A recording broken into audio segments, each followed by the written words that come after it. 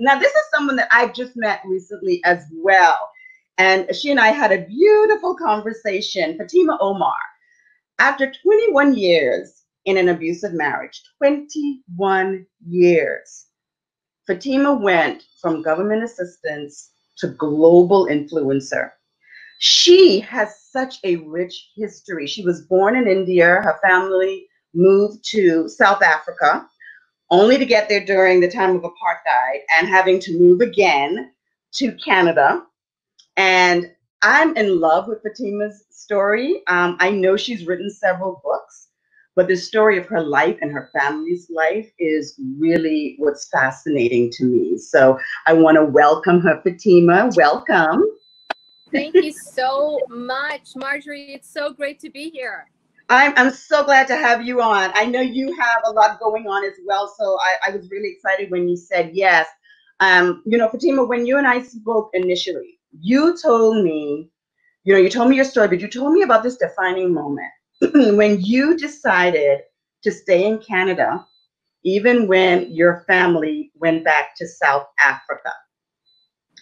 I want you to tell us about that decision, what that decision was, if you could do that sort of briefly, and if there was any regret about that, or was there some acceptance in the choice that you ultimately made?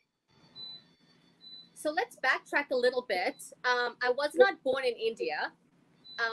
It was actually my grandparents who were born in the same village as Gandhi, and they came on the boats from India to South Africa because they were looking for a better land. So my parents are first generation South African. They think they're coming to a land that's going to be better.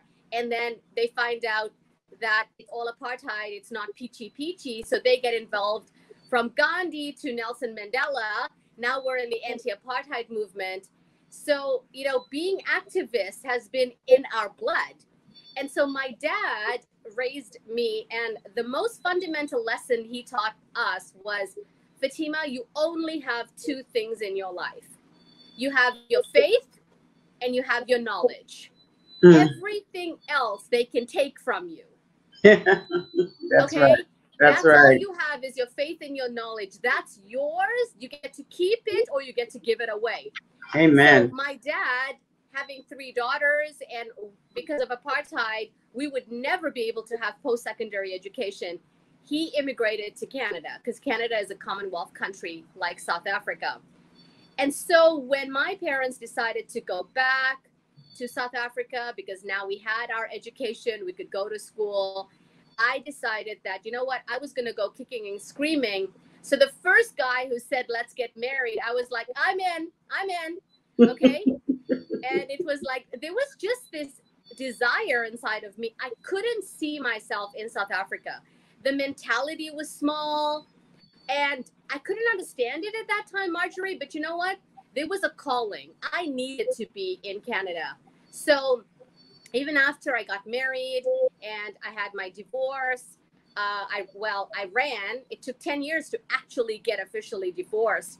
But staying in Canada, choosing to raise my family here without my parents, without family, without anyone, the reason I stayed, I'll be honest with you, is because I have a child with cerebral palsy, spastic quadriplegic. And South Africa has a very small, tiny mentality, and they would feel pity for my child and pity for me. And that's the last thing I want, right? I want to raise him as if he was as normal as possible. And I raise my children and teaching them, not all of us can be Michael Jordan. So you pick your strengths and then you fight for those strengths, right? You came with the gifts that God gave you. We want to see it. Yeah. And don't focus on what your gaps are. Don't focus on what's not working. And so South Africa was not the answer for me. And I really honestly felt that Canada was the place that I would raise my kids, help them step into their brilliance, because I'm raising leaders, kind, compassionate human beings. Beautiful. And also, I have 4 boys. And for me, it was like the mothers are the ones that will raise the abusers. The mothers will be the ones that will raise kind, compassionate men who will treat their women with gentleness and love and compassion and kindness. And so I put it on myself to say it was my duty and responsibility to raise kind, compassionate men. Beautiful. Oh, I love that. And I've seen pictures of your children. They're all beautiful.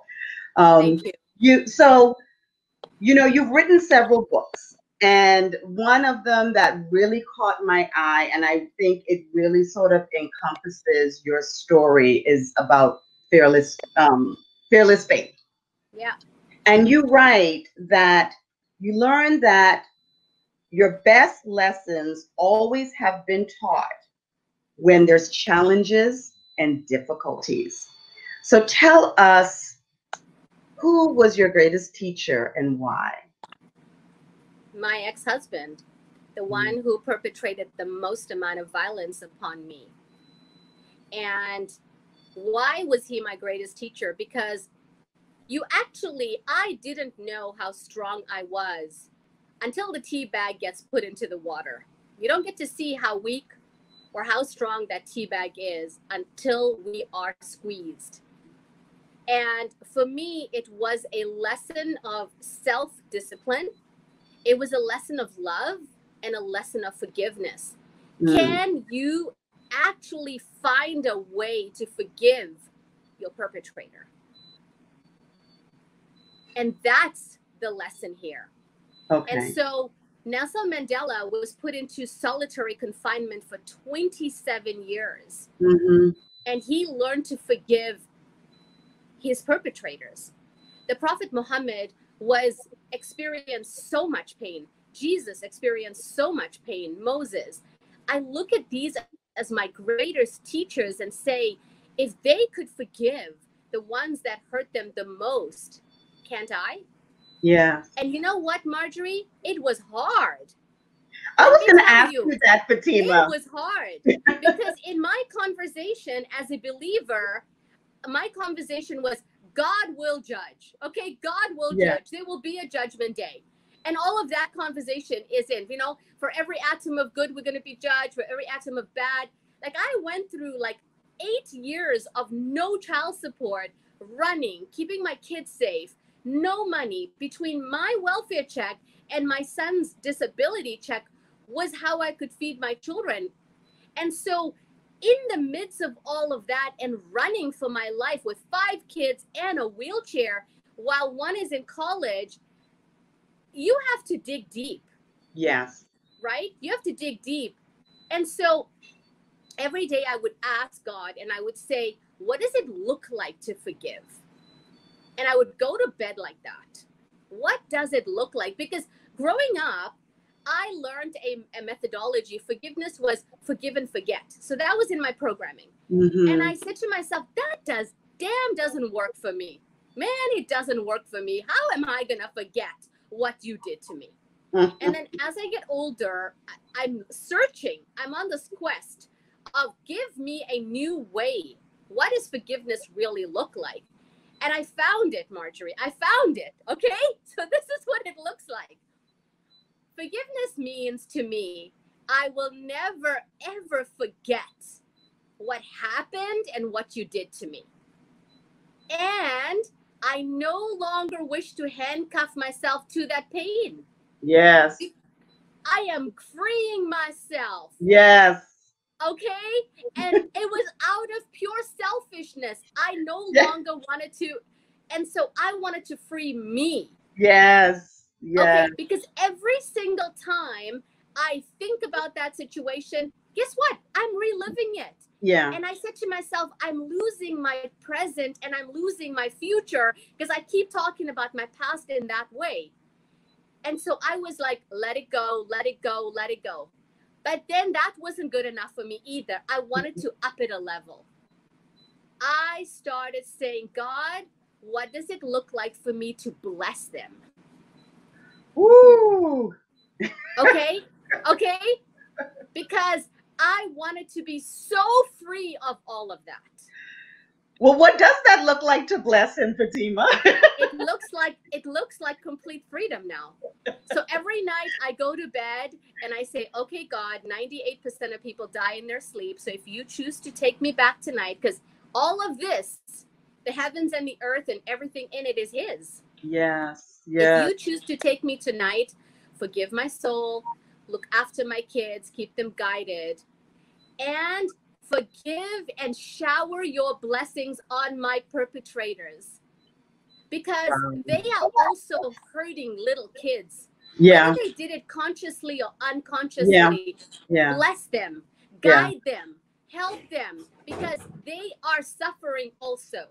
So I definitely. needed to tap into their soul as servants of God rather than their actions. That is such a beautiful thing. And you're right about the release, because when you started to talk about that, how it sort of freed you, first of all, in all of that. I remember as I was, early on, this was like early on, like the first maybe 90 days, people were talking to me about forgiving. And I was like, please don't tell me how to forgive, when to forgive. It's going to be when I'm ready. I know when it's going to be time, and you can't force it. But there was something that when I knew that, Margie, you've got to let what happened go. You can't let it be a ball and chain in your life. You can't hold on to being a victim. But the biggest thing was that I realized in that process, Fatima, was that it was about forgiving myself, because that was the thing I was holding on to. Was like I had this unforgiveness with me first, and so I had to work some things out within myself then to be able to release him in that way. And I it, agree with that it is a a hard, hundred percent. yeah, 100% I agree, because we chose these people. We chose yeah, these humans for this experience. choice. And even though I'm an immortal soul that is going to live forever, I'm having a human experience right No, now with mhm, this human being right yeah, now. And yeah, so, yes, what does it look like for me to forgive myself for everything I said and didn't say? What yeah. does it look like for me to forgive myself for everything I did and didn't do? Because I, as an adult, chose this human, Yes, yes, most right? definitely. For Yeah. whatever experience and lesson there was. And so when I teach my women and my clients, I say, okay, what was that lesson you needed to learn? Yeah, And yes, extract the gems and extract the nuggets, that's and it. you will be so much better off with that. Yes, yes, yes, most definitely. Yeah.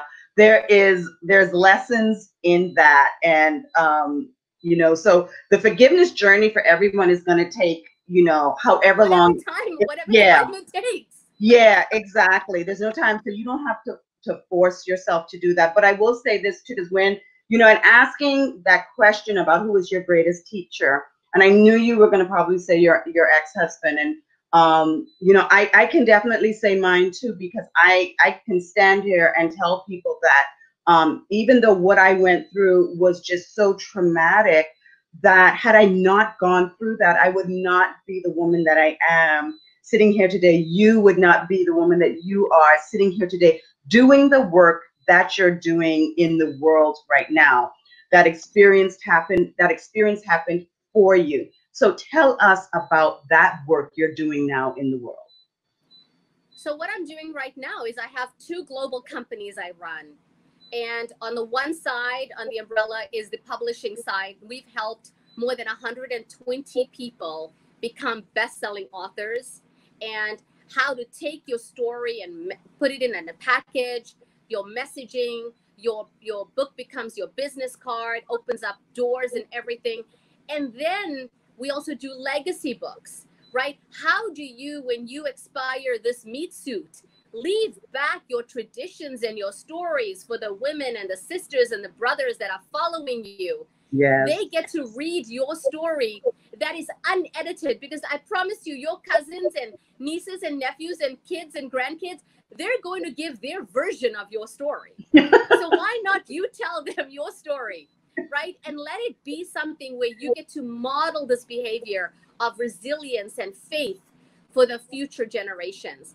And then Yeah. on the other umbrella is our coach certification program. Mm-hmm. So I help women take their pain, take their all of their history, and turn it into purpose, power, and profit.